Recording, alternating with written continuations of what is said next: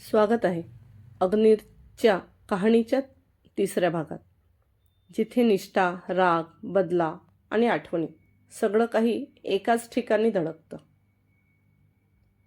आजच्या भागात आपण पाहणार आहोत अग्नीच्या साम्राज्याच्या दोन सावल्या, माईक आणि भुवन, ज्यांच्या निष्ठेवर अग्नीने आपलं जग उभं केलं आहे.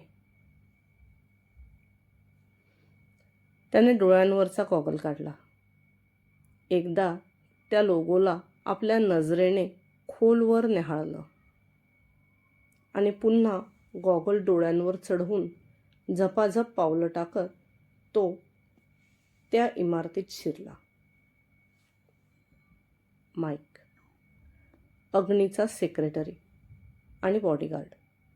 निशाणा लावण्यात तो अव्वल, पण मार्शल आर्टमध्येही तितकाच निपुण. एका वेळास 20 माणसांना तो सहज निशस्त्र करू शकत होता. अग्नीचा त्याच्यावर स्वतःपेक्षाही अधिक विश्वास. म्हणून तो फक्त कर्मचारी नाही, तर त्याचा हितचिंतकही झाला होता. अग्नीला ढासळताना पाहताना माईकनं मुंबई सोडण्याचा निर्णय त्याच्यासोबतच घेतला. लंडनमध्ये अग्नीला जेव्हा माईक भेटला, स्कॉलरशिपवर त्याची ॲडमिशन झाली होती. तिथेच त्यानं मार्शल आर्ट्स शिकलं आणि शार्प शूटिंगमध्ये युनिव्हर्सिटीचं मेडल मिळवलं.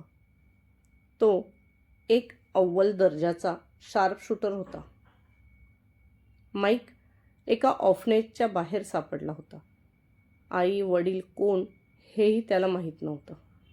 म्हणूनच अग्नी हा त्याचा पहिलाच आणि एकमेव खास मित्र. गरिबीमुळे बारमध्ये काम करताना एका मुलीला वाचवताना त्याच्याकडून एका युवकाचा खून झाला. पोलीस केस, कोर्ट, चौकशी, त्याचं सर्वस्व संपण्याच्या वाटेवर. तेव्हाही अग्नीच त्याला वाचवायला पुढे आला. रणजित सिंग राठोड यांचं निधन ताजं असतानाही अग्नीने भरपूर पैसा खर्च करून माईकला सोडवलं. रणजित सिंग यांनी लंडनमध्ये अग्नीकरिता सर्व सोयींसह बंगलो दिला होता आणि अग्नीने माईकला सोडवण्यासाठी तो देखील विकला. पुढचं शिक्षणही अग्नीनेच पूर्ण करून घेतलं आणि शिक्षण पूर्ण झाल्यावर दोघं भारतात परतले. तेव्हापासून माईक त्याचा सेक्रेटरी. अग्नीसाठी तो जीव देऊही शकत होता आणि घेऊही शकत होता. भुवन, अग्नीचा बालपणीचा मित्र. केअरटेकरच्या मुलाला रणजित सिंग आणि मासाहेबांनी स्वतःच्या मुलासारखं प्रेम दिलं. आई जन्मताच गेली. वडिलांनी दुसरं लग्न केलं, पण खरी आईची कमी भरून काढली ती मासाहेबांनी. त्याचं शिक्षण रणजित सिंग यांच्या खर्चाने. त्यांनी इच्छाही व्यक्त केली होती की तो अग्नीसोबत लंडनला जावा, पण भुवन स्वतःची पायरी ठाऊक असल्याने त्याने दिल्लीमध्येच शिक्षण पूर्ण केलं. तिथेच कमांडो ट्रेनिंगही घेतलं आणि रणजित सिंग यांच्या हाताखाली बिझनेसचे धडेही गिरवले. रणजित सिंग यांच्या मृत्यूनंतर कंपनी डबघाईला आली.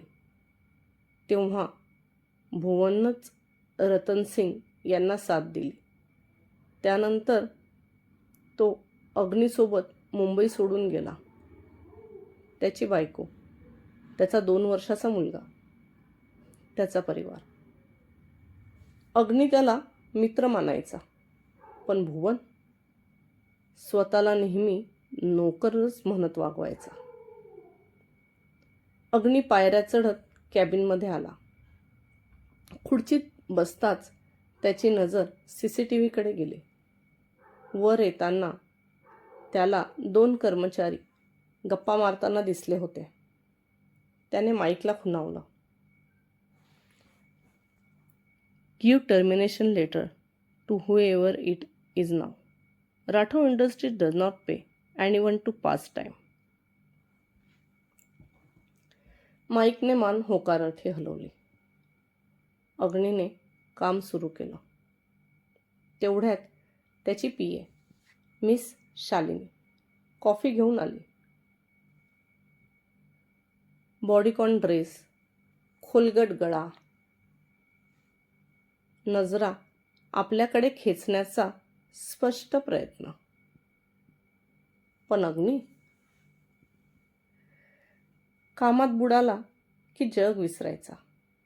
ती चाडे करत उभी आहे हेही त्याच्या ध्यानात नव्हतं. ती घसा खाकरते त्याचं लक्ष मिळावं म्हणून. अग्नीची थंड नजर तिच्यावर पडते आणि तिचा श्वासच अडकतो.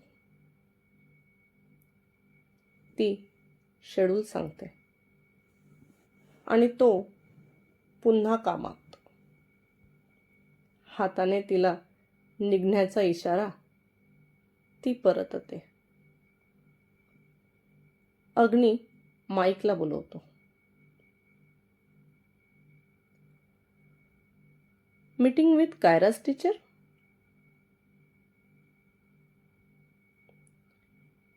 It is waiting outside sir.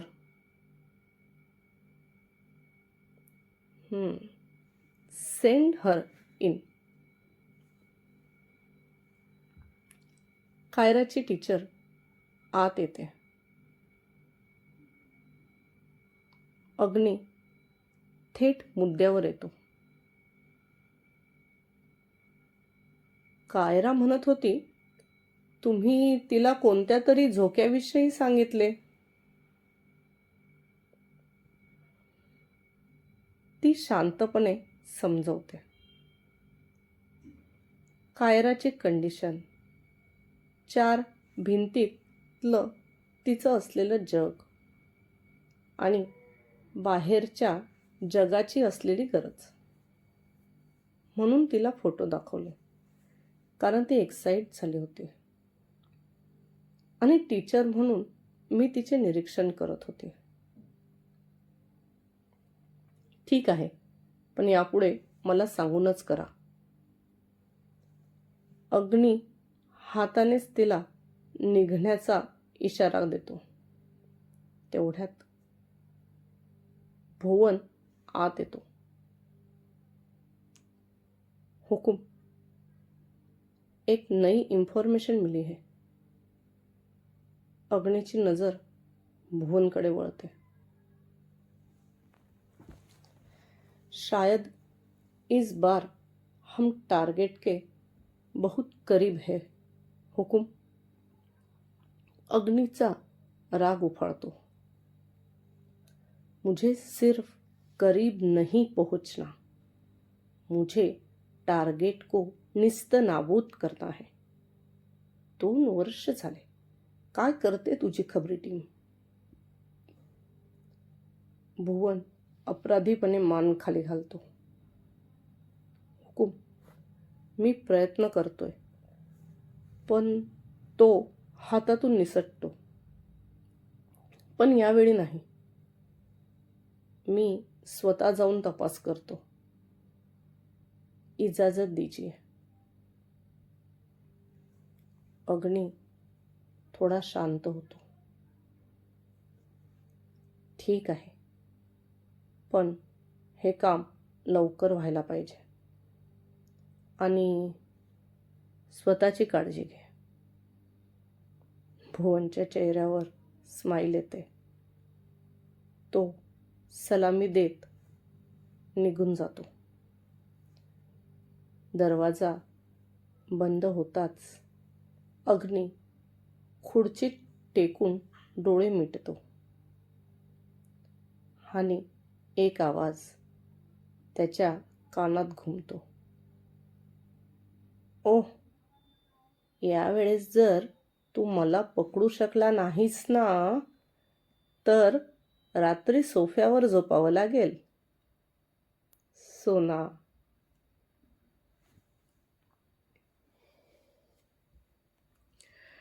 अग्नी हळूच हसतो. काय यार सोना, किती वेळचा शोधतोय. मी कालच ट्रिपवरून आलो. तुला नीट पाहिलंही नाही अजून. आणि तुला मस्ती सुचते आहे. सोना खळखळते. यातच तर गंमत आहे. चल, टाइमपास करू नकोस. शोध मला. 6 महिन्यांच्या लग्नानंतर ते दोघे चित्तोडच्या फार्म हाऊसवर क्वालिटी टाईमसाठी आले होते. आणि ती त्याला सकाळपासून दिसलीच नव्हती. तो म्हणतो, ठीक आहे, मीच जातो. तू राहा इथे एकटी. इतक्यात सोना मागून येते. गळ्यात हात टाकते. ऑर्किडची फुलं तिच्या हातात आणि गालावर एक हलकी किस. तू कितीही बोललंस तरी तू माझ्यापासून दूर जाऊ शकत नाही. बघ, शेवटी यायचंच तुला माझ्याकडे. अग्नी त्या क्षणात हरवतो. तेवढ्यात बाहेरचा आवाज त्याला वास्तवात आणतो. त्याचे डोळे उघडतात. श्वास थांबतो. हृदयात वेदना दाटून येतात. बरोबर म्हणाली होतीस सोना. मी तुला सोडून कधीच जाऊ शकलो नाही. पण तू मात्र मला सोडून कायमची निघून गेलीस. आता या वाळवंटी आयुष्यात फक्त तुझ्या आठवणी उरल्या आहेत. त्याच्या डोळ्यात एक थेंब येतो. तो अंगठ्याने पुसतो आणि पुन्हा कामाला लागतो. कधी कधी माणूस जिवंत असतो, पण त्याचं जगणं मरून गेलं असतं. अग्नीचा प्रवास अजून संपलेला नाही. ही कथा तुम्हाला आवडली असेल तर व्हिडिओला लाईक करा. तुमचे विचार कमेंटमध्ये नक्की सांगा. आणि पुढचे भाग चुकवू नयेत म्हणून चॅनलला सबस्क्राईब करायला विसरू नका. ही होती आजची कथा, अग्नीरची. कथेत प्रत्येक ठिणगीचा आवाज तुझ्या हृदयाला भिडला असेल तर पुढचा भाग मिस करू नकोस.